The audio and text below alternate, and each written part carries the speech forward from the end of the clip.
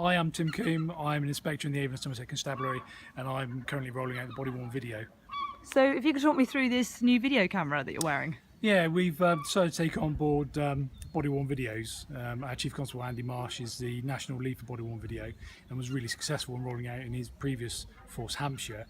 Now he's on board with our force, we're rolling them out, and that's in terms of showing the public that we're open and transparent.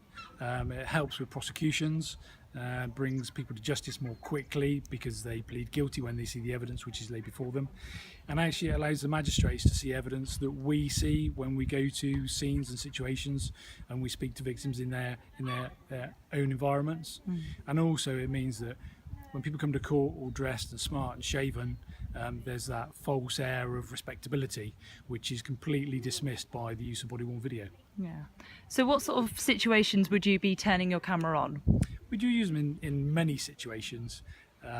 If you go to an incident of domestic violence, if you're in the town of an evening and there's some antisocial behaviour, if someone's threatening you, or if you're arresting someone, or if you're going to do a warrant and so you want to film the environment that you're going into, and to show that what you've done is legitimate. Yeah, I mean right now I can also see myself in your little window, so if you could describe what the actual camera looks like as well and how it works. So the camera is a very small device, probably only about 4 inches in height, with a movable top, and that lens is great because it means that we can see what we capture and make sure that we're capturing what we want to. Other devices are a little bit of a guesswork because they don't have a screen and they're a fixed lens, although they have a great field of vision. So on the front is a screen, and that's really useful for us, particularly when there's a volatile situation, because the people that we're dealing with can see that they're being recorded, and that helps moderate their behaviour, which means, importantly, the situation de-escalates much more quickly, but also we're less likely to get assaulted, along with the PCSOs that are going to be wearing them as frontline staff. That's really, really significant. And have you been out piloting these yourself? Have you seen out how it's worked yet? No, I haven't been out piloting. We have done some extensive tests with a number of different manufacturers' devices, and the overwhelming result was that these were the best, and that's why we've invested in these devices. They weren't the cheapest, but they are by far the best for staff to use. And as it's going to be part of your routine, does it feel like it's going to change the way you work very much? No, I don't think so.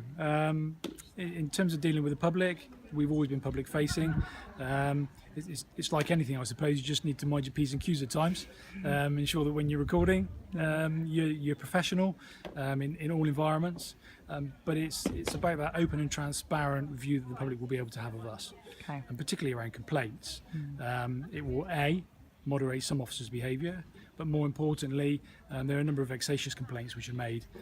People just making complaints to try and get away with prosecutions, and that will shoot those complaints down very, very quickly, which will mean that there's savings through reduced workload through investigating complaints. Okay, that's great. Thank you for